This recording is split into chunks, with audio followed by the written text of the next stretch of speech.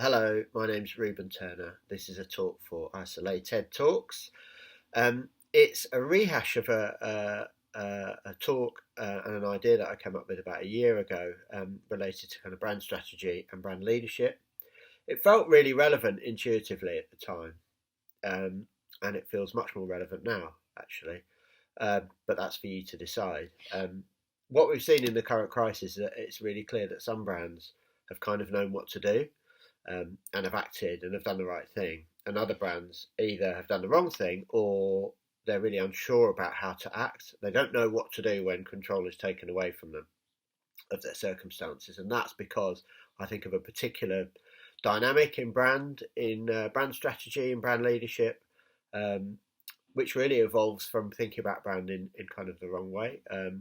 Part of the problem with that, how it emerged, is this guy. I'll show you a picture. This guy is Carl Jung. 100 years ago, Carl Jung wrote a book called Archetypes of the Collective Unconscious, in which he said there are sort of 12 ways, there are 12 characters, if you like, that define every possible character in our lives. And these are incredibly sort of deep. They're rooted in human psychology. They're rooted in all human behaviours across all cultures. Carl Jung didn't know that, and the reason that he didn't know that is that his entire life's work, all of his thinking, was really based on having worked with a few middle class, white Swiss people to talk about their problems, from which he derives his whole theory of everything.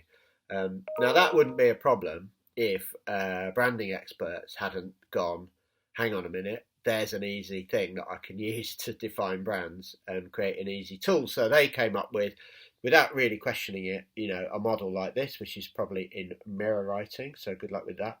But a brand archetypes model, and a brand archetypes model basically takes Jung's model of these are the 12 essential characters that the only ones that are possible and the only ones that exist.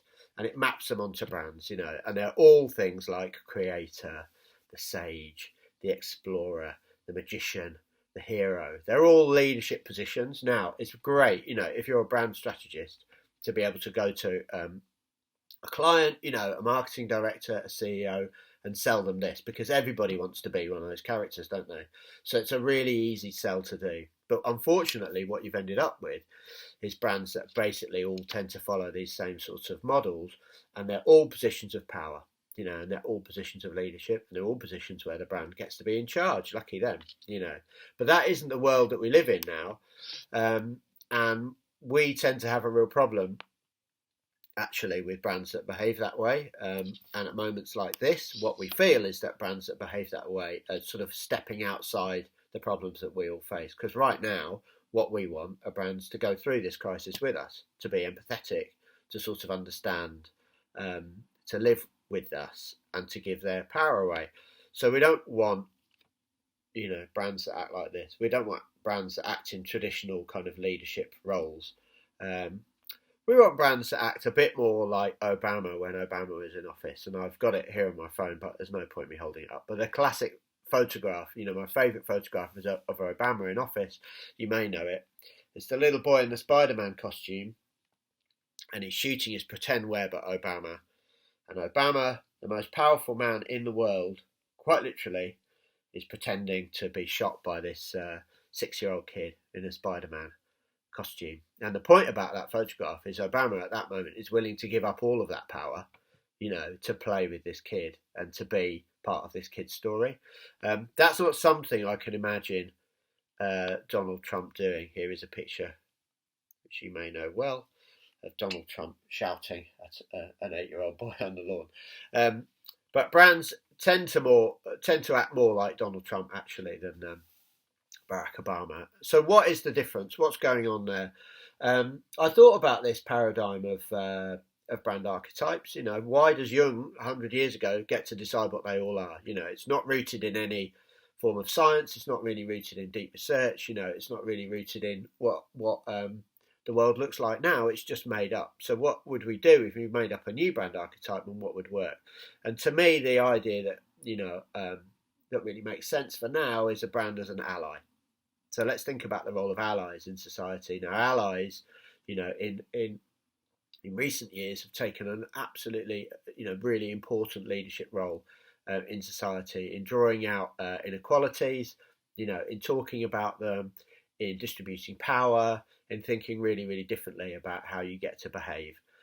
So people like Tarana Burke, who founded the Me Too movement, people like Terry Crews, who is a very sort of typically sort of strong male American actor who came out with a story about having been sexually abused, which is traditionally like very kind of shaming and embarrassing, but he sort of put himself out there. People like Tim Henman, when he went through that whole bit of basically every single time people said, "Oh, you're the best player in the world," or whatever, he'd be like, "No, the best male player, the best player in the world is Serena Williams." So that kind of thing about recognizing your power and giving it up, that's allyship, and that's a really hard thing for brands to get their head around. Because they're not used to thinking in that paradigm for precisely all the ways that I talked about. But it's exactly what we need right now.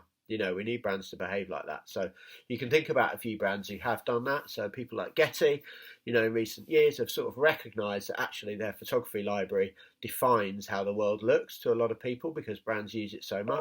So if they change their photography library, they can change how people think and feel, and they can change especially, how women and other minorities are presented in culture. So they've done that. They've recognised the power that they hold over culture and that they've done something about it. And there are lots of others. I mean, one of my favourites, which is slightly unlikely, but is perfect. And if you go and watch it now, not now, after this talk, you'll see exactly what I mean. So Nike's "Nothing Beats a Londoner" ad, which is like one of the most awarded, films, one of the best films, of the last decade easily.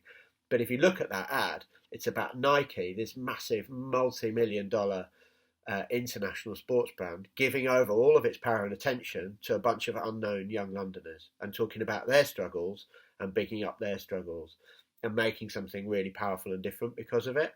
And what I love about that ad is it's got loads of incredibly famous international sports stars in it.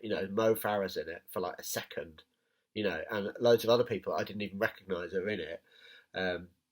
And they don't take a starring role, they take a backseat to these young Londoners. And that's kind of an ally brand. That's recognising, that's bigging up other audiences, not yourself.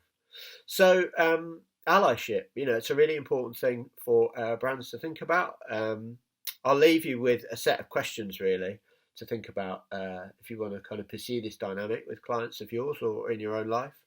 So the first question would be to think about who needs you. Actually, who is the audience right now that needs you? So for a lot of brands, they recognise that, for instance, people like key workers or NHS workers are the people that need them right now. So they're going to step up and offer something to them. But you might think about all the other people that have been affected by this crisis, of which there are absolutely loads. And what can your brand do? How can your brand reach them? So don't just think about staff, don't think about customers, don't think about shareholders, think about other people who need you and widen that sort of view of what audience looks like. The second one is how can you hear them? And that's a really important question because very often brands conduct really superficial research based on what people who buy from them do. Not what people who buy from them think or care about, but what people who buy from them do. So fashion brands will know everything about what their customer buys, what size, what colour, what materials, what stock, how often, but they don't know why. They won't ask that question why. So allyship is really about understanding people on a deeper level and actually engaging them in the answers. So it's much more about co-creation and building that. And if you look at the process behind Nothing Beats a Londoner, Whedon and Kennedy did loads and loads of research. I'm now wondering if it was Whedon and Kennedy. If it wasn't, apologies. Did loads and loads of research over a long period of time with young Londoners. They didn't just do a sort of superficial like these shoes sell better than others. They spent a lot of time with young Londoners understanding their lives. The third question is to ask what space you occupy. So who, as a brand, like where are you? What responsibility do you have? Like Getty realised that they had a responsibility because what they did was define how the world saw particular things and people. So what space do you occupy? What power do you hold? Who are you getting in the way of? What responsibility do you have? What assets do you control? Like what are you able to actually kind of do? What space are you in?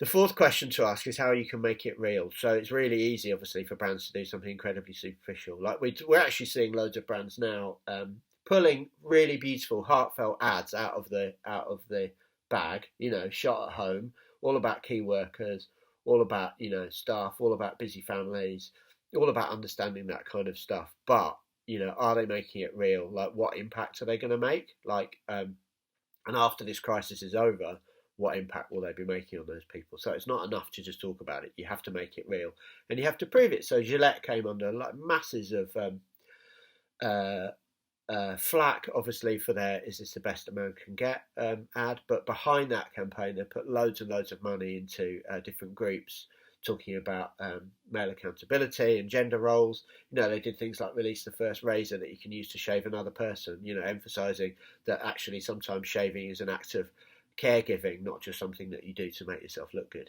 So you've got to have real impact behind it if you're going to be an ally. And the fifth question, which is the hardest one of all, is to ask yourself, how would they do it?